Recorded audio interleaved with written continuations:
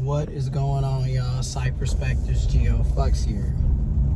Now, this is just, I want to give a shout out to every parent, every caregiver, every provider. When you have people that you are responsible for looking after, supporting, and providing for, huge shout out, because arguably we do not get enough appreciation for the amount of work, time, energy, resources, effort that we put into being caregivers, providers, caretakers, parents. Okay, you know, it's one of those roles or positions that are, in my opinion, are extremely underappreciated, and people take it for granted. So I want to give a huge shout out to people who are doing that. Now, let's really talk about it.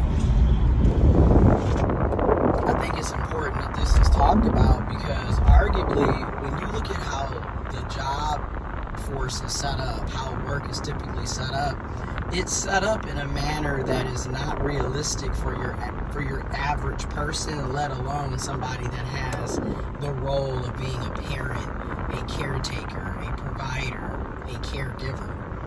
Because number one, if you have a child that's sick or needs to go to the hospital or a doctor's appointment, or you got aging parents that need assistance for a doctor's appointment, somebody's sick, whatever, that is a lot. Okay, and when you look at how they expect us to work 40 hours or more per week, every week, yet we have lives and other responsibilities that arise, it's just not realistic at all. You know what I'm saying? And I don't feel bad about saying it. Like, again, I am so sick and tired of our job work setup. I've been saying it for over a decade now, but like, seriously, it's not realistic. And not only is it not realistic, it's not healthy for people to be constantly working 24/7, 365. You never get time to relax. You never get a break. You don't have time for yourself, let alone your actual family and other responsibilities that you need to tend to. They expect you to run ragged, and run ragged for piss poor pay. Here it is. They can talk all day about inflation decreasing. It doesn't matter when you're allowing companies and corporations to price gouge. I'm sorry, but the prices are still astronomically expensive, regardless of inflation being down, because you're allowing businesses and corporations, the rich and the wealthy, to price gouge everybody else. So we're still paying an arm and a leg for goods and services that were literally 20, 30, 40, 50% cheaper 3-4 years ago, especially 5+ years ago. And it's just absolutely ridiculous. Yet again, wages and salaries never reflect the cost of living. It's not even taken into consideration. And like I said before in my other videos, a lot of us are working more than one job because we're not paid living wages. So in order for us to stay afloat, we have to have a part-time job, a side hustle, contract work. People are picking up additional hours, additional jobs, turning their hobbies into lucrative cash, all because of the high cost of living. Which again, when do you have a day off when you're always working? Because like when I look at myself, on a good week, I can do like 6 days. But on average, I'm working at least 6 to 7 days a week. My work days are anywhere from 10 to 14 hour days, sometimes 16 to 18 hours. On the weekend, you might get lucky to have a normal 8-hour shift or maybe 6 hours. And that's considered lucky, when in reality, we shouldn't have to work the way we're working. So like, people who don't know,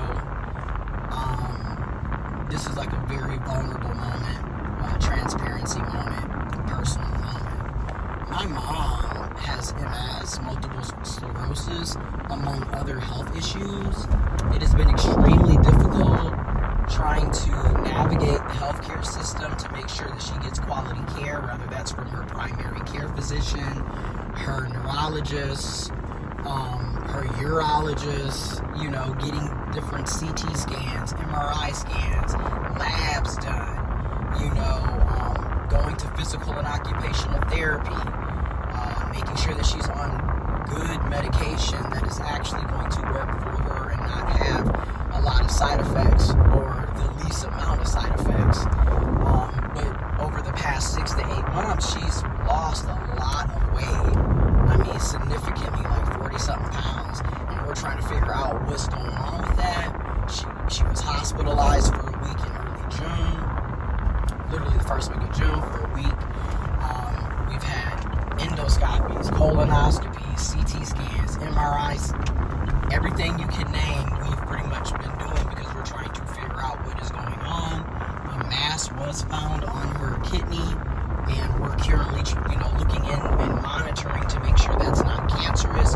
They don't think it's cancerous, but we still have to monitor, and we still don't have a reason for why she's unable to keep food down, right? So constantly, I just got done dropping her off home from spending 3.5, 4 hours at the hospital for her scans and labs.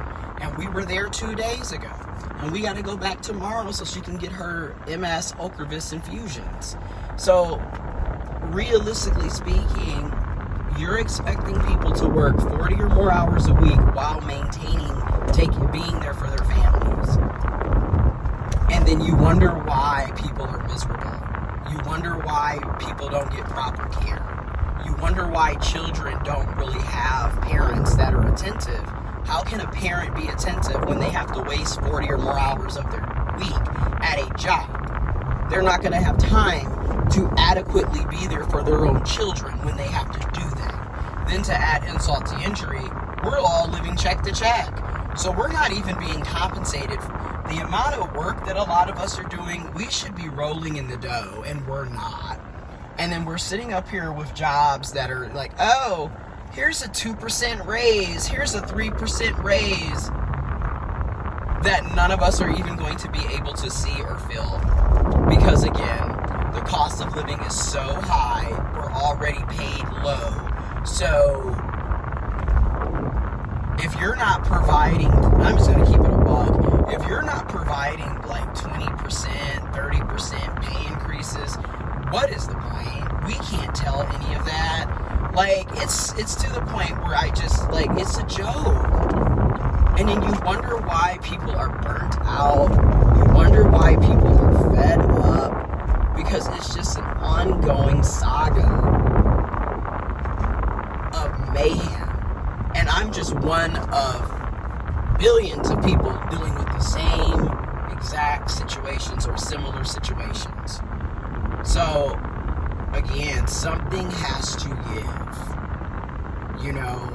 Number one, we need to get rid of the 40-hour work week. First of all, with all of this technology, all of these computers, all of these robotic setups, there's no reason that humans still need to be working the way we're working. Okay, you have robots that can do that. You have computer software and programs that can literally do the job of 100 people. Okay? Number two, you already don't pay living wages, so you're not even paying people enough to justify wasting this amount of time at a job. You're not. Okay? You're just not. Which is another reason why, in my opinion, we need to implement universal basic income. In my opinion, $2,000 per adult, $1,000 per child under the age of 18, 0 to 18, $1,000, up to 4 children per household. Because let's be honest, it's not realistic to think somebody is going to be able to, like, say you got 10 kids and each of them are going to get 1,000, and then you have 2 adults, so y'all gonna get 4K plus the 8, so you can get 12K. That's not realistic necessarily. However, up to 4 we could do, in my opinion. But the point is, there needs to be better understanding. And what cracks me up is you always have these political officials, and you know I'm about to go there, the right-wing conservatives, okay, the Republican Party, the Christian evangelical right-wing conservative people who constantly want to tout about family values, yet you're not interested in us having family medical leave that's actually paid. You're not interested in us having at least 6 weeks of PTO, universal health care, a work-life balance so parents can actually be in their children's lives. You're not interested in paying living wages so they can properly provide for their kids. You're not interested in that, but you want to scream and holler about being family value. Ain't nothing family value about having people living in poverty. Okay? And dealing with, poison drinking sources, drinking water sources, and dilapidated infrastructure that's falling apart all around you. There's nothing family value, there's nothing pro-life about that. But again, the only thing they care about is if somebody is LGBTQ plus, or if it's a woman or somebody with a vagina and ovaries. Then all of a sudden, then we have to get rid of that, or we have to police and control that because of family values. But when it comes to making sure that you have health care and housing, food and shelter, clean drinking water, oh, that's a problem.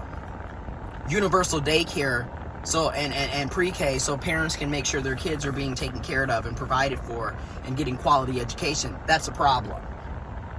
I'm going to keep making these videos because I'm not the only one. Like I said, I'm one of the billions of people on this planet.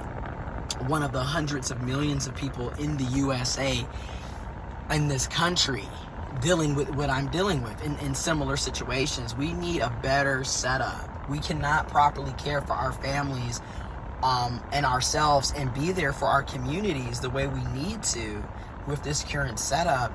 And it is what it is. We deserve better.